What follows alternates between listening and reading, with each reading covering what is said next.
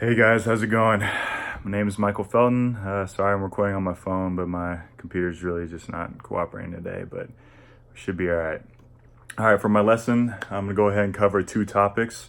The first topic is how leaders use truthful narratives to influence their audience. And the second topic is the role that body language plays in leadership. So just go ahead and feel free to leave any comments or questions that you might have in the Blackboard discussion link. Let's go ahead and get started. All right, so first, as I said, we'll look at how leaders use truthful narratives to influence their audience. Denning begins by describing how truthfulness is the normal condition when talking about collaborative activities. This is especially true if you, as a leader, are trying to achieve transformational change within your organization. In this case, truthfulness and integrity are essential. Lack of forthrightfulness or deliberate shading of the truth is devastating to trust and credibility. So the example that Denning provides is truthfulness in the marketplace. So I want you to just go ahead and imagine that you're a manufacturer of some sort. If you have a company that provides some sort of product or service, there's usually a conflict in terms of truthfulness when it comes to collaboration and competitiveness when it comes to your company and the customer. So basically what I mean by that is, you have to remain truthful to to gain the trust of your customer for them to buy your product, right? But there's also some use of deception in order to influence customers to make decisions they would otherwise not make. So why does he use this example? So the main point here is he's saying that the deception can be used and it can be beneficial at times. However, it doesn't really give you long-term gains, right? It's only short-term gains. However, if your goal is transformational leadership, then truthfulness is crucial. All right, next, Denning describes the role of the leader in the marketplace. He states that being a leader in the marketplace entails first making a commitment to truth and authenticity, eliminating any untruthfulness inside the firm as well as outside. So basically what he's describing is, as a leader of the company, you must make sure that what you are advertising to the public is true within your organization before advertising it at all. They must fix what is inside before they bring it outside. If the firm is not already consistently distinctive, then the task is to make it so. So basically what he's talking about is what makes companies or, any firm competitive is their distinctiveness, right? They stand out between them and their competition. So this is something that you should focus on. That should be your end state, being distinctive. So Denning goes on to describe 3 ways of communicating distinctiveness in an authentic way. The first is by telling the story of the firm itself. This includes talking about where the firm came from, how it grew, what values it acquired along the way, and where it is heading. So the example that he uses is Apple and Microsoft, right? So I'm sure everybody's pretty familiar with the creation stories of Apple and Microsoft, but he basically describes how the mystique of both computer companies came from the stories of the early creation of those companies by Steve Jobs and Bill Gates. The next method he talks about is telling the story of the products and services themselves. So this, in a way, is giving the customer exactly what you want, right? What they want. So you're talking about your product or your service. However, the problem with this method is that in the atmosphere of cynicism and distrust that prevails in today's marketplace, it is hard for any company to tell credible stories about its products and services. People have often gotten into a habit of discounting most of what they hear directly from marketers. So what should we do? The solution is to rely on the responses of the customers themselves instead of advertising your own company. So Denning provides examples of this. So he uses Google and Starbucks. So I don't know about y'all, but when I think about it, I can't really think of very many times that I've seen a Google or a Starbucks ad. So basically what he's saying is, instead of focusing on advertisements, these companies' objective is to convert customers into enthusiasts, so that they share the company's belief that its activities are worthwhile in themselves. And then the last method he talks about is telling the story of the client.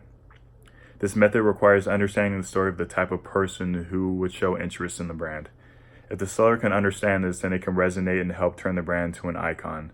So the example that he uses for this is Budweiser beer. So I'm sure a lot of people are familiar with the ads that they have, or they're always showing people or, joking around and having a good time, and just showing that these are the kind of people who drink Budweiser beer. But basically what that advertisement is implying that anybody can be funny or have a good time, but only if they're drinking Budweiser beer. So it's a pretty effective tactic.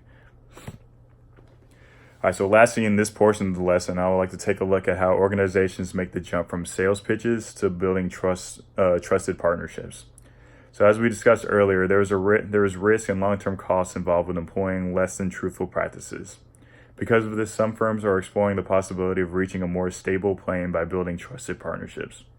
These companies aspire to become reliable collaborators with their clients so that clients look to them for advice and dialogue about issues of common concern. So what does this mean to us? So in this topic, we'll look at certain behaviors that lead to trust as opposed to behaviors that lead to distrust. So the first behavior we'll look at is showing real concern for the interests of counterparts. In trusting relationships, participants show genuine interest in the problems of the people they are dealing with, even if there is nothing in it for themselves. So basically what this is talking about is just an example is just, doing something for your newly established client or partner where you just do something out of generosity to show that you truly concern about their issues. The next behavior is revealing vulnerability. Trust entails asking people to put their faith in someone, even though they have no certainty that the faith will be honored. So this is something that I've had to deal with a lot in my military career. I'm hoping to be a battery commander within the next year. And so something that I'll definitely have to do is instill a lot of faith and trust in my, the lower leadership within my battery. And so, because I know I can't be everywhere at once, right? So I have to be able to instill that trust into them to make sure that we're training properly or that, they're just generally taking care of soldiers. The next behavior is sharing something of value early on. So this is pretty self-explanatory, right? So it's just saying when you're initially creating that partnership or that client relationship that you should, provide something of a gift or a service to create that relationship of trust. The next behavior is meshing with what has gone before. So when I first heard this one, I just kind of was confused on what it was talking about, but basically it describes how you should first understand the customer and their story. You should understand their dreams, their hopes, their fears, their current problems, and what's making them tick. This means listening to what the customers are saying as well as what they are not saying. Then the last behavior that Denning talks about is willingness to learn. So readiness to learn helps generate trust. So basically, if you're, establishing a new partnership, you don't want to go right into it and being like, okay, this is what we're dealing with. These are the issues that we have, and this is how we're going to fix them, right? So you want to first go into that partnership being willing to learn and listen to your partner, and able to build that mutual trust. Okay, next we'll go to the next topic, which is the role that body language plays in leadership. So Denning begins his lesson by briefly describing what leadership presence is. Leadership presence is the ability to connect authentically with the thought and feelings of others. One of the key elements of leader presence is having a commitment to a clear and inspiring goal, while being aware of your own story and being attuned to the story of your listener. So what does this have to do with body language? So this is important because if your body language contradicts that message or goal that you're trying to convey to your audience, it'll make it that much harder for you to authentically connect with your audience. So people don't really realize this, but we're actually really good at reading each other's body language. We're acutely aware of the slightest bodily cues the speaker gives and can infer immediately what they mean. So Denning goes on to explain how we can achieve this leader presence through our body language by obtaining this thing called calm assertiveness. So calm assertiveness means confirming in our outward demeanor that we are in control of our own fears and desires. In acting thus, we show that we are there for the audience, ready to give them full attention, available to listen and to interact with them, and to offer an invitation to the future. So when I first heard of calm assertiveness, I didn't really know if I could get behind it, right? So whenever I hear about stuff like that, I just think of dealing with a person who's really nervous, who's panicking, or is extremely angry, and you're like, hey, all you got to do is be calm. And when you say that to somebody, what's the last thing that they do? It's be calm. So I just always thought, I was like, well, that's easy for you to say. But thankfully, Denning has provided us with some body language basics that can help us give off an impression of calm assertiveness. Okay, the first element that we look at is eye contact. Leadership is a highly interactive phenomenon, and eye contact is the highway on which the interaction takes place. That is why it is extremely important that you look directly at the audience, person by person, not sideways, and particularly with the people in the back corners. You symbolize through eye contact that you're ready to converse with everyone who is there. So just for a personal example, I'm generally okay with eye contact. I usually do a pretty good job, especially if I'm briefing like a boss or somebody of higher rank or something like that. But an issue that I tend to have is usually in those meetings where I am briefing my boss, there usually is another audience, like there's more people out there, and I don't really give them very much eye contact. So that's something that I should work on. The next element is getting rid of your notes. You can't have eye contact with an audience if you're reading from notes. By reading from notes, you're signaling that you aren't speaking for yourself from the heart. You're a messenger reading a message devised at another time. The overriding implication of reading from notes is that you're not fully present for the audience at this moment to interact with them. So this is something that I do struggle with occasionally from time to time, but I feel that it has to do with how much I rehearse, and that's something that we're going to talk about a little bit later in the lesson. The next element is getting out from behind a podium between you and the audience. Podiums get in the way of direct bodily communication. The audience may feel like you're hiding something from them. So this is something that I don't really have to deal with very often, but it's usually because if I am talking behind a podium, it's because I was told that I have to talk behind a podium. So it's something that I really can't really change, but it's just something to keep in mind if you do have a stage, to make sure you walk around and, form that connection with the audience. The last three elements are similar in that they observe your body position, direction, and movements. So you want to make sure you're maintaining an open body stance, square your shoulders, and even seem relaxed, calm, and assertive. You want to use gestures that signify that it's not just your mind communicating. Gestures convey that your whole body is behind what you are saying. Lastly, you want to plant your feet firmly on the ground and face the audience.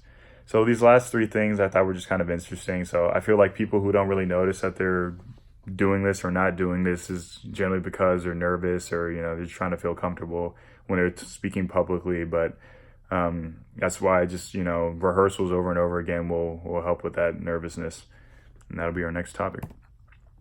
So it's easy just to say to make all these changes to improve our public speaking, but we all know how hard it really is to do that, right? So how do we accomplish this change? And we do it through practice. We have to put so much energy and time into the content of what we're going to say that we don't allow time to work on how we're going to say it.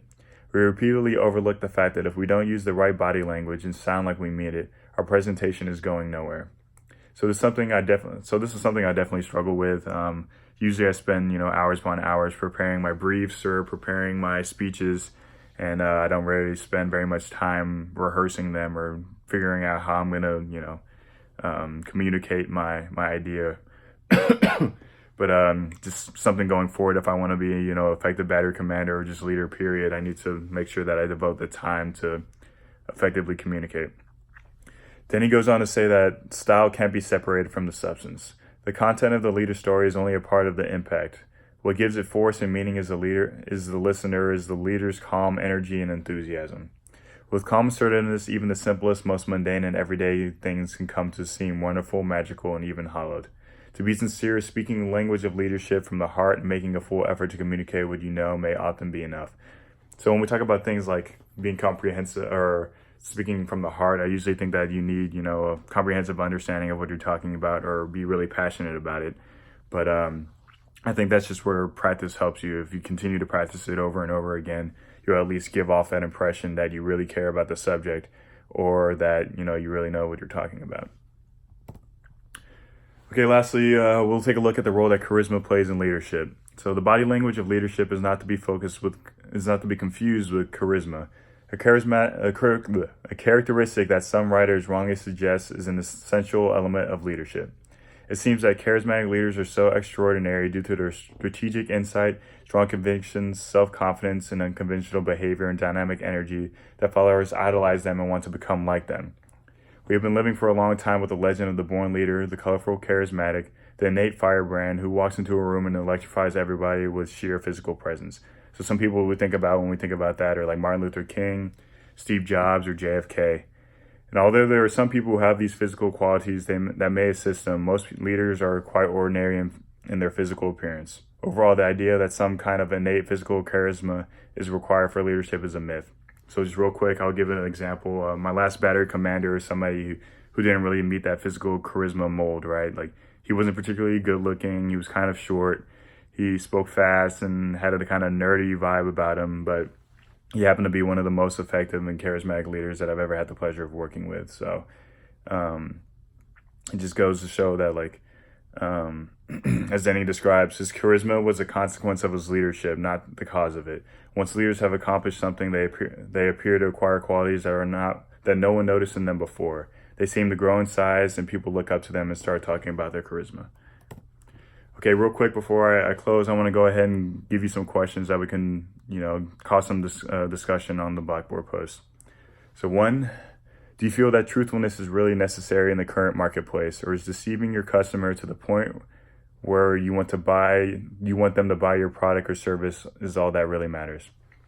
Number two, are there any other behaviors that you feel are essential in building new partnerships that Denny did not mention? And three, have you had a leader who was similar to my battery commander, who didn't fit the mold of physical charisma, but was able to exude charisma through his or her accomplishments? Okay, guys, that's all I got. I know I went a little over, but hope you enjoyed it. Bye.